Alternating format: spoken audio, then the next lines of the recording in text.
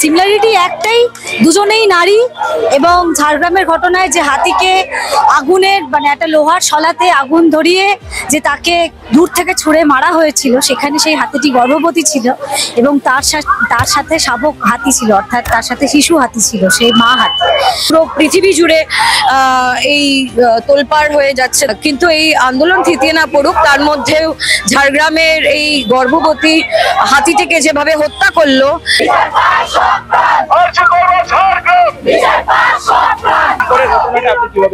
নারী গর্ভবতী হাতিকে হত্যা করা নয়, সেও একটা মা।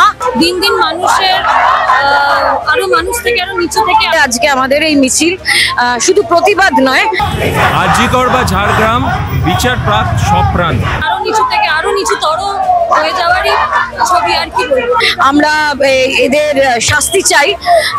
তো এই সিমিলারিটি পশ্চিমবঙ্গে দাঁড়িয়ে দুটো ঘটনাই প্রায় একই সময়ে একইভাবে চলছে, সেটা হচ্ছে দুজনেই নারী।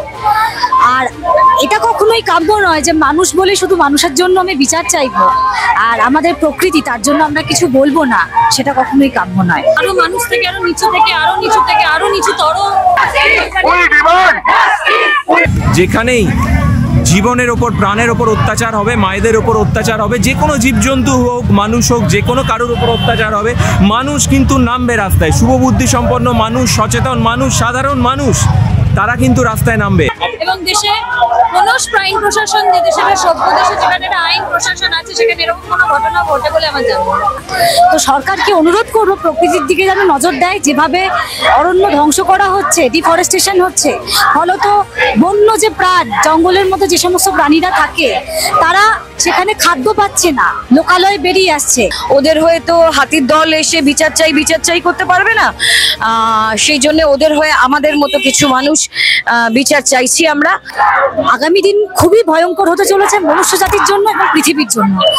মিনিস্ট্রির মন্ত্রীর, ফরেস্ট মিনিস্ট্রি যিনি আছেন, তাদের আমরা একদম গদিচ্যুত হতে দেখতে চাই, কারণ ওয়াইল্ড লাইফ প্রিজার্ভেশন করতে পারে না মানুষ, নিজেদের স্বার্থের জন্য গাছ কেটে ফরেস্ট এনক্রোচ করে। যদি এখন থেকে সরকার সচেতন হন, সেটা খুবই আমরা ডিমান্ড করি এবং এটা উচিত। এবং বারবার যে আমাদেরকে বলতে হচ্ছে সরকারের টনক নড়ানোর জন্য, এটা খুবই খারাপ ব্যাপার, এটা আশা করা যায়।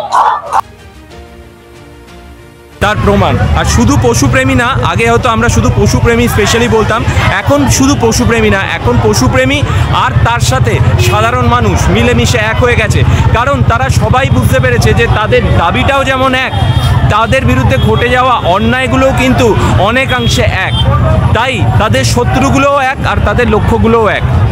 স্কুলে যে পাঠ দেওয়া হয় বাচ্চাদের, সেই পাঠে তাদেরকে ন্যায়, নীতি, সংবেদনশীলতার পাঠ দিতে হবে, যে পাঠগুলো আমাদের মধ্যে থাকে না। যা আমরা যেভাবে বেড়ে উঠেছি, আমাদেরকে এমনি পাড়াতে গেলেই আমরা দেখতে পারি যে কুকুর কেন চিৎকার করছে, বেড়াল কেন বাড়ি ঢুকেছে, বেড়াল কেন চুরি করছে। তো ওরা কোথায় যাবে বলুন? আপনি থাকেন, আপনার সমাজ আছে, আপনার বাড়ি ঘর আছে, কিন্তু পথে রাস্তার কুকুর, রাস্তার বেড়াল, পাখি, গাছপালা, এরা কোথায় যাবে? এরা সমাজের অঙ্গ নয়, এরা প্রকৃতি নয়। তো এটা তো সচেতন করতে হবে, একদম শিশুকাল থেকে বাচ্চাদের সচেতন করতে হবে।